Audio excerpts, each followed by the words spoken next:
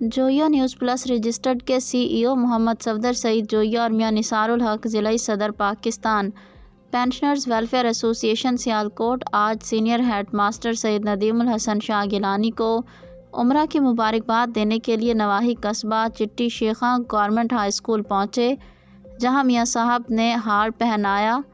جبکہ صفدر سعید جوئیہ نے بکا پیش کر کے ان کو گلے لگا کر عمرہ کی سعادت حاصل کرنے پر مبارکباد پیش کی۔ اس موقع پر شاہ صاحب نے ان کی آمد پر شکریہ ادا کرتے ہوئے کھجوریں اور آب زمزم پیش کرنے کے بعد پرتکلف ظہرانہ دیا